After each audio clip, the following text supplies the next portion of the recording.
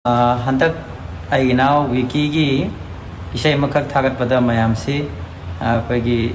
lip sync tawbo oiram gani hana comment pibirak pasing yawi ado aina budi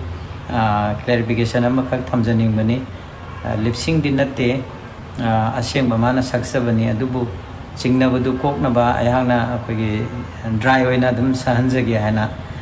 wafam kak thamjaki ado hariba wafam dugi matungi na ngasi si ꯑꯩꯈꯣꯏꯒꯤ piano guide ꯑꯃꯈꯛ ꯇꯧꯔꯒ ꯑꯩꯈꯣꯏ music ꯌꯥꯎꯗꯕꯤꯗ ꯑꯩꯒꯤ ꯏꯅꯥꯎ ꯕꯤꯀꯤꯅ ꯃꯌꯥꯝꯗ ꯏꯁꯩꯁꯤ ꯁꯛꯍꯟꯖꯒꯦ ꯂꯣꯏꯅꯅ ꯃꯌꯥꯝꯅ ꯑꯩꯒꯤ ꯏꯅꯥꯎ ꯕꯤꯀꯤꯁꯤ ꯀꯩ ꯂꯝꯗꯩꯅꯣ ꯍꯥꯏꯅ ꯍꯪꯉꯛꯄ ꯃꯥꯏ ꯗꯤꯇꯦꯜꯁ ꯍꯥꯏꯇꯥꯔꯦ ꯍꯪꯉꯛꯄꯁꯤ ꯑꯩꯅ ꯂꯣꯏꯅꯃꯛꯇ ꯄꯥꯎꯈꯨꯝ ꯄꯤꯕ ꯉꯝꯈꯤꯗꯦ ꯃꯍꯥꯛꯁꯤ ꯕꯤꯀꯤ ꯂꯤꯛꯃꯥꯕꯝ ꯀꯩꯕꯤ ꯑꯋꯥꯡ ꯂꯩꯀꯥꯏꯗꯒꯤꯅꯤ ꯑꯗꯨꯒ ꯍꯧꯖꯤꯛ ꯄꯤꯁꯃꯦꯀꯔ ꯑꯥꯔꯇꯤꯁ ꯑꯦꯁꯣꯁꯤꯌꯦꯁꯟꯗ ꯆꯍꯤ ahum tam ama yaw khurba matungda hantakki amuk tam ama amuk lal aba haitare chahi mari sura aba ado chahi mari sumna koi peacemaker da dum wak taw minaraba train tawraba loina na aigisu mahairoi ma oina hoji wak taw jariba angang ni adu mayamna henna nungsibidana khoigi masi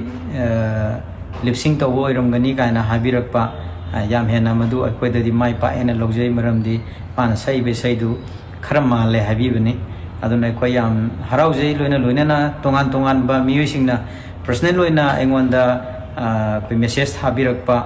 ado comment pibirakpa singsi aina amamam ta oina loina mak reply piba ngamkhidaba adugi damta su ngapi haina khurumjari hojikti koigi icham chamba record amakhak mayamda tawjage aduga mayamda amtang yenghanjage ai piano guide masang khatang tawjage aduga isai si sahanjage lai ba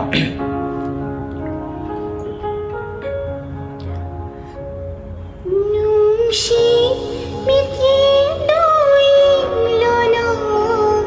kannada Nungsi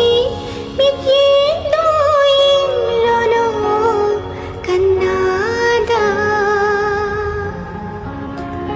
manglan taibang hanida Nungsi aigi oi jage manglan taibang anida Nungsi aigi oi jage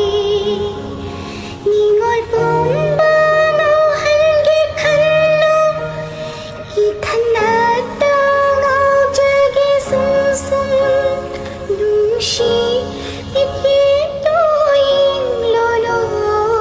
kannada Nungsi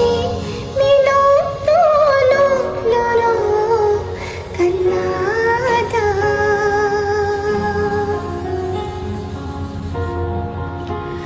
ngamjade